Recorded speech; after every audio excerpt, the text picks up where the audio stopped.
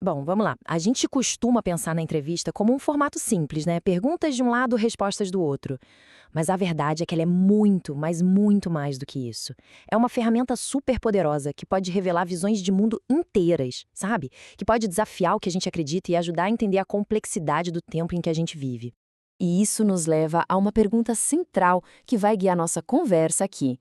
Como é que um simples bate-papo, um diálogo estruturado, pode ter o poder de gerar mudanças de verdade? É exatamente isso que a gente vai ver olhando tanto para a forma quanto para o conteúdo. Para começar, é bom a gente ter em mente que o universo da entrevista é gigante. De um lado, tem a entrevista de entretenimento, aquela mais leve para a gente conhecer melhor uma celebridade. Do outro, tem a entrevista de opinião. O objetivo aqui é outro, é ir fundo em assuntos complexos com quem entende do riscado para informar e fazer a gente pensar. E o nosso foco hoje vai ser nesse segundo tipo. E para a gente entender na prática o poder de uma entrevista de opinião, vamos analisar uma conversa que é transformadora. É com o líder indígena e pensador Ailton Krenak. As ideias dele oferecem uma perspectiva totalmente diferente sobre o nosso lugar no planeta. Olha, só o título da entrevista já é um soco no estômago. A Terra pode nos deixar para trás e seguir o seu caminho. Essa frase sozinha já resume a urgência e a seriedade do que ele vai dizer. Ela tira a gente do centro do universo, sabe? Mas afinal, quem é Ailton Krenak? Bom, ele é uma das vozes mais importantes do Brasil hoje. Um filósofo, escritor, ativista. A vida e o trabalho dele são dedicados à defesa dos direitos indígenas e a uma nova forma de relação com o meio ambiente. Ele fala com a autoridade de quem vive e sente na pele os impactos da destruição ambiental. Agora, um conceito-chave para entender o pensamento do Krenak é a teoria de Gaia. É a ideia, que tem apoio de muitos cientistas, de que a Terra não é só um monte de rocha e água. Não. Ela é um único organismo, vivo, inteligente, todo interligado. E como qualquer organismo vivo, ele reage. E essa reação é o que a gente está vendo agora. O Krenak usa uma metáfora que é brilhante de tão simples.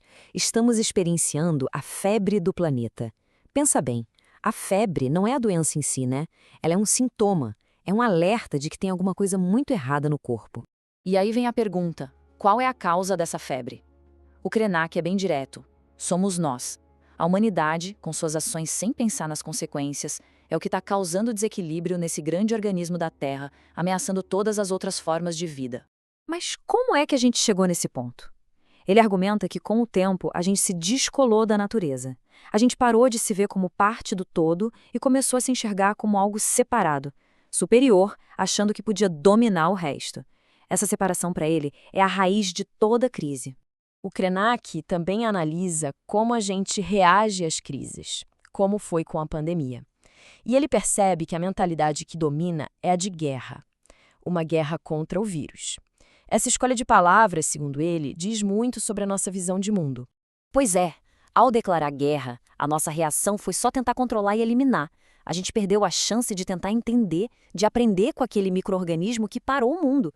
É uma escolha pela força em vez da compreensão, percebe? E isso leva a uma das falas mais impactantes dele. Ora, não tem fora de casa. Dentro do organismo da Terra, não existe um lado de fora para onde a gente possa jogar o lixo ou os problemas que a gente causa. Tudo acontece aqui dentro, na biosfera.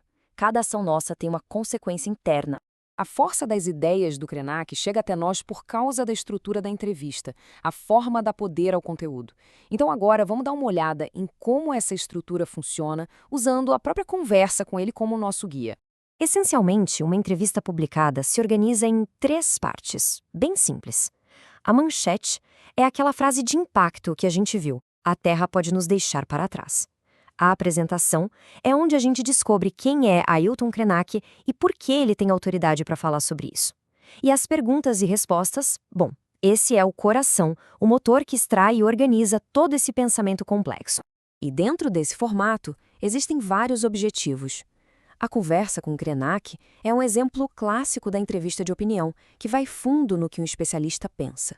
Outras querem apurar fatos para uma notícia ou contar a história de vida de alguém. Cada tipo vai moldar a conversa de um jeito diferente. E é muito legal pensar em como a tecnologia foi mudando esse gênero, né? A entrevista do Krenak impressa permite uma reflexão mais calma. Se fosse na TV, teria o peso da imagem dele.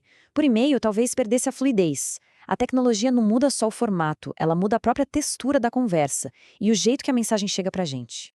Então, quando a gente olha para o conteúdo tão profundo do Krenak, através da lente da estrutura da entrevista, fica muito claro. A forma e o conteúdo não andam separados. Eles trabalham juntos para construir o significado.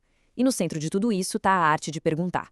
O título do livro mais famoso do Krenak, Ideias para Adiar o Fim do Mundo, parece que dá a chave de tudo. Soa como um chamado. E as entrevistas, quando são bem feitas, são exatamente isso. Uma ferramenta para a gente buscar novas ideias, encontrar outros caminhos e, quem sabe, adiar o fim do mundo. No final das contas, tudo volta para a curiosidade. A entrevista mostra que fazer a pergunta certa pode abrir portas para novas maneiras de pensar. Então, nossa análise termina com essa provocação. Se a entrevista é uma ferramenta para entender o mundo, qual seria a pergunta essencial para cada um de nós, para a gente compreender melhor o lugar em que vivemos?